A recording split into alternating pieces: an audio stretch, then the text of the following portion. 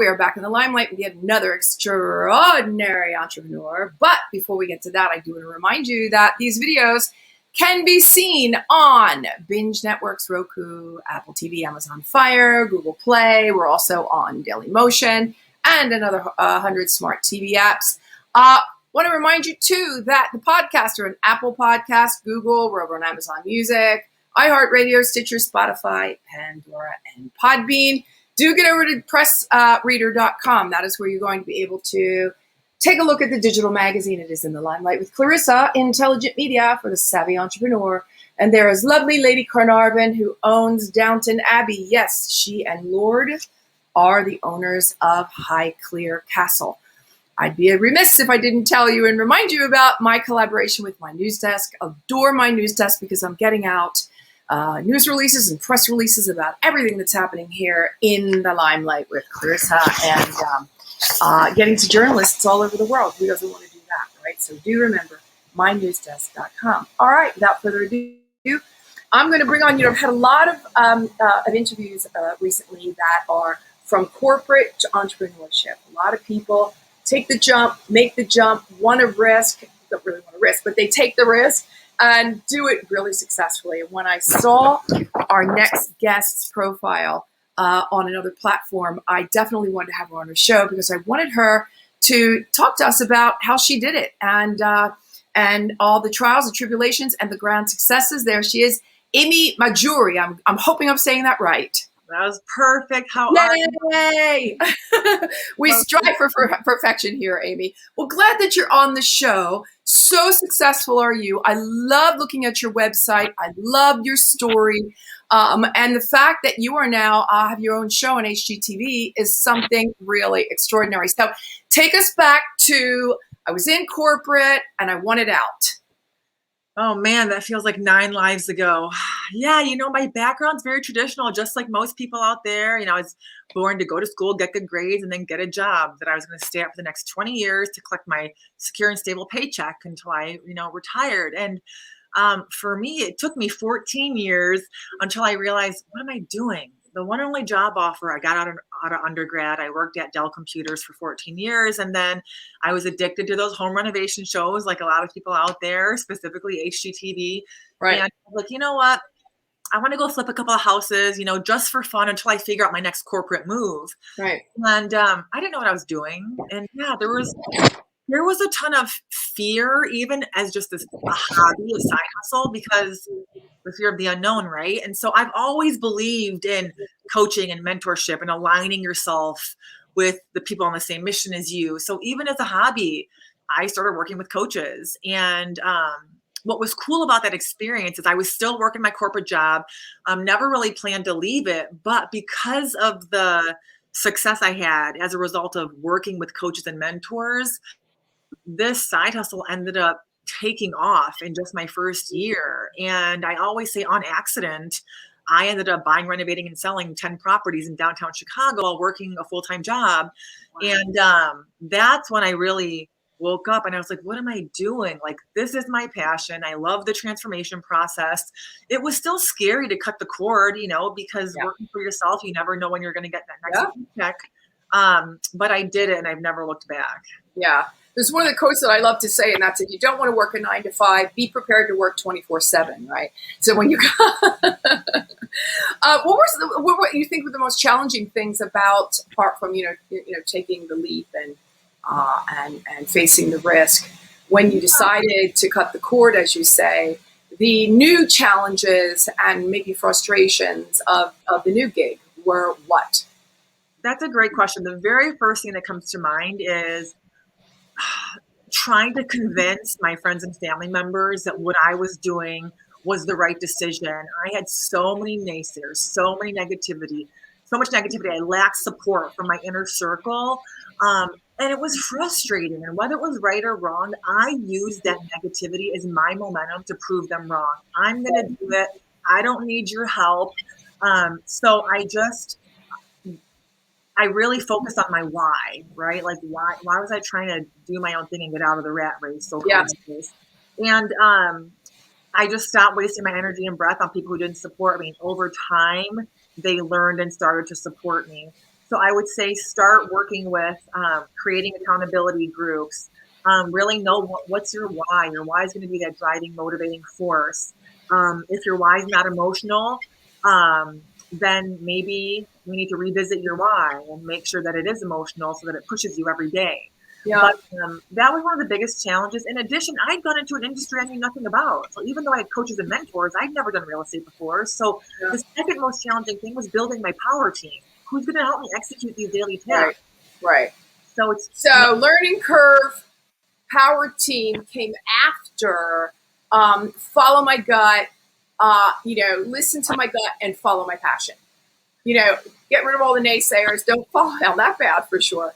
So that was I think probably your first leap of faith in yourself. Yeah, if you guys want to do something and you believe in what you're doing and you know you have the discipline to execute and take action, just do it. It's right. The fear of the unknown is going to leave you with so much more regret than not trying. Right. And I would think it's just a blast. I love those shows too, and I would love to be. If I always said if I had a second, like a side hustle or a second, if I had to choose something else to do, it would definitely be real estate. It would be flipping, and I would love to be like Joanna. I love that. Right. I know the interiors. I think are something really. Well, I digress, but a lot of fun also. So, what's been your greatest strength in following? I want to get the piece of the greatest strength after you say two things. Number one is the power of networking and creating what you call your power team, and then the second part is finding the money. Yeah. So, my greatest strength behind both of those, and then in general, is it's not just networking, but it's creative networking. It's strategic networking. It's knowing how to talk to people, how to build rapport with them, how to build trust with them, how to get them to like you, which feeds the raising private money, because all entrepreneurs out there, we all, regardless of the industry, we have to build a team and we have to know how to raise money. And so the foundation of that is networking. So how do we do that? Where do we find the right people? What do we say to them? How do we get them to commit to us? Right. What's the follow-up system? What do we do if a deal goes south and we lose their investment? How do we handle that tough time? Right. We have a book you wrote about networking. It's called Networking with a Purpose. So answer for us, if you will, a couple of the questions that you just raised. How do you get somebody to trust you? How do you get somebody to want to invest with you? How do you get someone to like you and know you and feel really comfortable with working with you? Yeah, I just got off of a coaching call and I was talking to some of my students and I said, you guys remember raising private money, regardless of the industry, it's rapport-based lending. So you want to have anywhere from as little as 6 touches, so 6 meetings, 6 conversations with the same individual, anywhere from 6 to 12 before they commit to you. So it's getting organized, knowing what's your business plan? What are your credibility pieces? What do your numbers look like? Why would they invest with you? What's in it for them? Right. So all of these questions that you answer, each of them is a different credibility piece. So as you meet with these individuals, at a 30-minute coffee talk here and there, introduce a new credibility piece. So for me in my business and with my students, everyone has 12 credibility pieces. And so they can pick and choose which one they want to use for their 6 to 12 meeting. Yeah. That seems, it said, with you saying it sounds really easy, but you have raised over $20 million, which is no small feat. It would seem a little bit difficult for anyone else to do. Why do you think it was, I'm going to say, so simple for you? What do you attribute that to? Yeah, we all have strengths and weaknesses, right? I've got plenty of weaknesses. I am very good at networking, knowing how to talk to people. That's why I teach what I teach. So when it comes to raising private money, if you've never done this before, it's okay. All you need are steps. You need a system to follow. You need scripts. So if you don't want to take the time to create it yourself, reach out to me. I can help you. I've created over 50 different scripts, templates, workbooks. It's basically a done-for-you model to help you guys get out there and confidently, that's the key word, confidently raise private money. Because once you believe in who you are and what you're doing, and you understand that when you raise money, you're offering your investors an opportunity to invest. Once you believe that and you've made that mindset shift, you won't have a problem raising money. You just got to know where to find the people and what to say to them. And then that's where I come in. Right. Find the people. That's another really, I was just going to ask you. Anybody? Approach anybody? I mean, Anybody. right now you are a prospective private money lender. So I always tell my students, for example, hey, the minute you leave your house, you're wearing that networking hat. Anybody you encounter, I don't care if it's your Uber driver, taxi, somebody sitting next to you on an airplane, cashier at the grocery store, everybody is a prospective lender. It's how you position yourself. You're the one poised for aggressive growth, right? Mm-hmm. So one of the first things I give my students is what I call a 20-second power pitch. So if you don't have a power pitch, create one. It's 20 seconds. Who are you and what do you do? Right? So it's more than that, though. You want to be creative with what it sounds like so that when you share it, your audience wants to know more and ask you follow-up. Every word in the power pitch, I think, needs to really carry its weight. Those 20 seconds, you can pack a lot into 20 seconds if you're using the proper verbiage. So that's a really great point. And you don't want to go any more than that, because then you start boring people and you get that glazed over, look on here. You want to keep them engaged. We talk about that a lot here because we talk about, communication and how to communicate with people to keep them alive and to keep them, keep them engaged with you, which is another really, really great point. What do you think your favorite part in all of this has been, or your favorite part of entrepreneurship? Yeah, so my favorite part of entrepreneurship is it's got its highs and lows, and it's great when the money is good and you're transforming these amazing homes, homeowners are happy, and then, it's frustrating when people aren't happy or you're taking losses, but I still wouldn't trade it for the world. I love managing my own time, my own freedom. I always say, I've had the ability, because of my ability to raise capital, I've really been able to create my own lifestyle by design. What I mean by that is I have the privilege now to do what I want, when I want, with whomever I want. I don't have to ever worry about where's the next paycheck coming in from, because I've made the right investments out of the capital that I have raised. Right. I love that. I love the transformation process. I love being able to look at my students have success in 3 weeks and see how that's changed their lives, see them leave their corporate jobs, see them pursue real estate full time. Sure. So it's been a lot of fun, and I've had tough times too, So talk to us about the approach with HGTV. That must have been one heck of a day when they said, okay, we're moving forward with the show. Yeah, I talk about that in my book. I still have the email in the book from the producer. I auditioned for that 11 times, I think. But it's crazy because I was hiring somebody for my real estate business, and it was funny because she was like this 21-year-old like virtual assistant asking me what my goals were. And I was like, oh, I admire you for that because I'm here interviewing you. And I told her, I never told anyone. I said, hey, my long-term goal is to get my own TV show. And she said, oh, well, my mom knows a producer at HGTV. Would you like an introduction? And I was like, oh, no, thanks. Because it was, I said, no, thank you. Because she was a producer for House Hunters. I was like, I don't want to be on House Hunters. I want, my own show.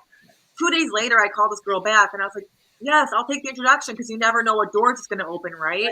And so it goes back to networking. So I built such a great relationship with this producer, even though she was a producer of House Hunters, that actually what we had done is we had changed the mold in the history of House Hunters, where they brought me on. We did a 4-part series where they follow my transition, renovating multiple properties in downtown Chicago, where they follow me out of corporate America into entrepreneurship. So it was pretty cool. They'd never done it before. We get into the before and afters, mid-construction. But it never would have happened had I, number one, not shared my goal with people, and number two, known how to network and build trust with the producer from the show. Yeah. So tell us the name of the show. So it ended up being House Hunters, Where Are They Now? So we just tweaked the story, and it turned into a 4-part series, which if anybody's interested, you can catch it on my website, which is what you have on the screen. Right, on the ticker below. Absolutely. That must have been, I'm going to go with a life-changing moment for you, because to be on cable television like that, not only, it really skyrockets your brand and gives you, just that a whole different handle on what expertise truly means. That's what we talk about a lot here in the Limelight, because I'm a multimedia platform. And I cannot stress enough the importance of press. So whether it's social media, whether it's traditional media, to not be afraid. And I think that's another really, really, really great point here, is how many people would have been afraid to say, my own show, hell no, I could never do that. I'm, the whole I'm not good enough thing, all the, the other self-talk about being, to step into that place. I mean, was it a little scary for you too? I love the camera. I'm not shy. I was shy growing up. I love being on stage. But it's because I love what I do and I'm confident in what I do. So it's easy to talk about. Yeah. Believe it or not, none of this stuff was scripted. And those 4 episodes did lead into conversations about getting my own show. But here's what's so crazy is, as you can probably relate to, Clarissa, it's a lot of work. And once I did those 4 episodes, I was like, I don't want it. I don't want my own show anymore. And I had the conversations and we talked about making a few changes. And I was like, thank you guys, but I don't want to do it anymore. So why was that? Why was that? Why?